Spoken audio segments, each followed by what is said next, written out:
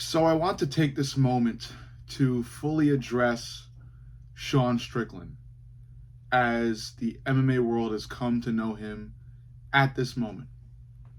Uh, let's start with his performance. Actually, let's start before that. What he's done before his rematch with Dricus. Um, always kind of been on the scene before fighting Adesanya, known as a controversial dude, gets to fight with Adesanya because Adesanya, before him, has pretty much run through a lot of the competition in the upper echelon of the middleweight division. So Adesanya gets to fight with Sean Strickland. Everybody thinks Adesanya's going to win. Um, Sean Strickland shocks the MMA world, flips it upside down by uh, executing a huge upset and beating Israel Adesanya via decision, while also dropping him in the fight. He's a star. Everybody knows him now. He's saying more controversial shit. He's getting more media presence, or he has more media presence after that. And his personality kind of stays the same before he fought Izzy. After he beat Izzy, he kind of still has that same, like, I don't care attitude. He even ended up fucking up the UFC belt he won. He fucked up the championship belt. I think he was tossing it around or some shit, and then a notch on it came off. So it was just to show that he didn't really care about titles. It was just him being him, and look at the title I won, not a big deal, whatever. Uh, and then he fights Dricus. Dricus, an up and comer. Absolutely destroyed Robert Whitaker when he fought him. And in his fight with Dricus, it's a 5-rounder. It's close. Sean is landing all the jabs. He's getting points that way. But aside from that, Dricus is landing his punches and also grappling with Sean, scoring takedowns. Dricus gets the win. Sean loses his belt. As soon as Sean loses the belt, a switch in him kind of flips. His personality alters a bit, and now he's a bit more obsessed with the belt and being a champion and getting that title shot. Because as soon as Dricus takes the belt from him, all he's talking about is another title shot and getting back to the belt. So I don't know whether it's the allure of the belt, whether he misses just being the champion and what that kind of got him money wise and attention wise. I don't know what it is, but bottom line, his personality shifted. He became more championship oriented. So he fights Paulo Costa, ends up beating Paulo Costa. Paulo Costa kind of fucking does nothing except spend the whole fight on the back foot. So Sean beats Paulo Costa, calls for the belt again. The UFC, I guess, feels obligated to give him a title shot. They do. Khamzat Chimaev has a much better performance than he had against Costa, and yet the UFC still gives Sean a title shot against Dricus again. Or not again, but the UFC gives Sean the title shot against Dricus ahead of Khamzat Chimaev. And that's what leads to UFC 312.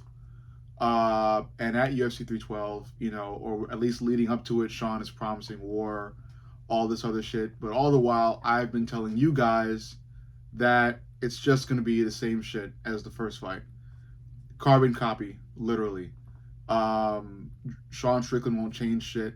Dricus will, I guess, try to change a little bit of stuff, but still, the fight is going to end with Dricus on top. It's going to be 5 rounds of just boring 1-2s and teeps, and Dricus trying to do shit, but still getting kind of caught up with the 1-2s and teeps. And yet Dricus will still be able to do certain things that will end up giving him the edge when it comes to the judge's decision. And lo and behold, what happened? Pretty much the same thing, except Dricus had a more dominant performance. But still, it was boring as fuck because Sean Strickland has this style that's repetitive. And, Dricus switched it up, so good on him for doing that. But still, from Sean's part, boring, stagnant, nothing really there. And that's what leads to Sean Strickland's coach, as posted here, coming on to Ariel Helwani's show and talking about how Sean's performance did fall flat and that it was just uninspiring and sad to see. And I agree. I agree with Sean's coach. Um, there's not much you can do. You know, I don't know. I don't know what specifically Sean's coach had in mind, Eric Nixick. I don't know what specifically Nixick had in mind with Sean. I don't know if they discussed something that Sean was going to bring in that was new or something like that. But you know, Sean is one dimensional. Sean does the same shit again and again and again.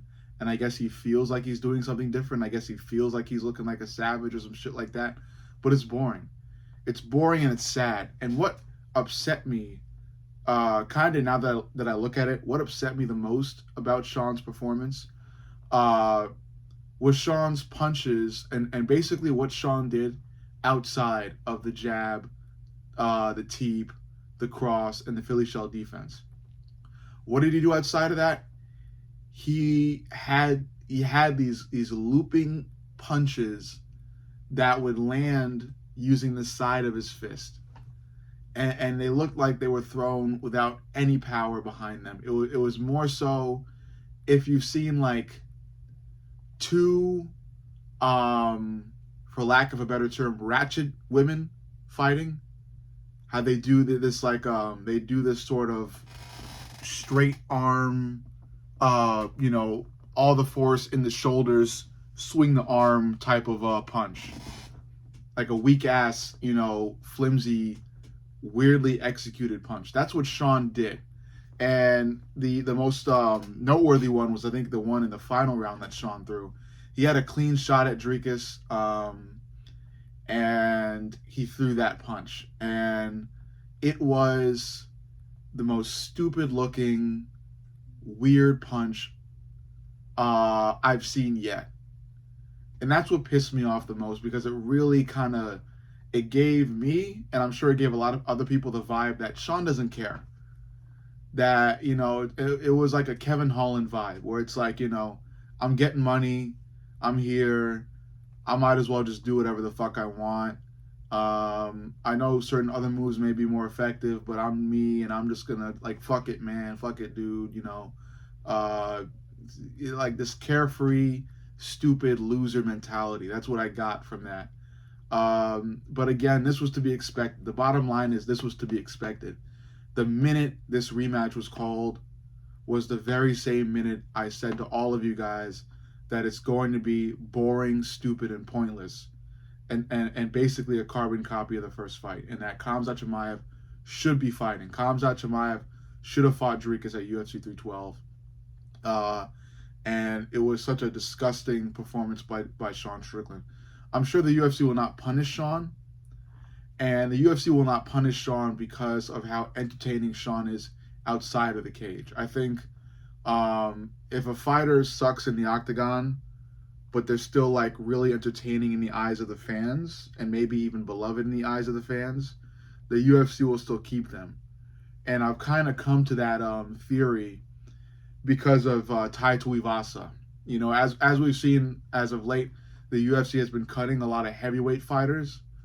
And some of these heavyweight fighters have actually put on pretty good performances. Jairzinho Rozenstruik, for one, who was just cut from the UFC. And they cut Jairzinho before cutting Tai Tuivasa, who was on a losing streak. And even though he's on this losing streak and looks very bad, he's famous for the shoey, Australia. He's got, media presence. He's fun. He's funny. There's certain things that fighters, I guess, now can do outside of the octagon that can hold weight in the eyes of the UFC, allegedly, So, circling back, that's why I think the UFC will not cut Sean. I think it should be considered. I'm not saying that the UFC absolutely should, but I guess, given this performance, and look, this is just looking into the future. I understand Sean just fought in a title shot.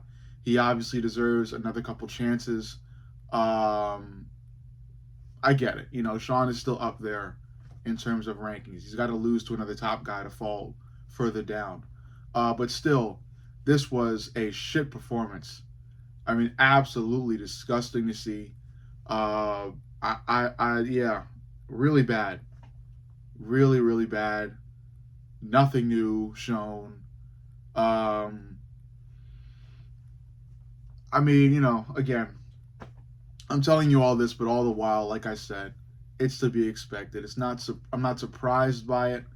I just got to give you guys my further description of it, which was, it's just sad to see, and I sympathize with Eric Nixick, Sean Strickland's coach, about the whole situation. And some people are saying that he shouldn't have came on Ariel Helwani to say this, but I think it's fine. I really think it's fine. He's a coach. He's hired up until the fucking fight. I'm sure he's not being paid right now because the fight is fucking done. So the fight is done. He has no like employer association with Sean anymore, at least for now. He has a right to say what he witnessed, what he felt, how his experience was as a coach for this fighter. And from what I've seen, it's pretty shitty, to coach a fighter, to believe in a fighter, only to see that fighter just go in there and,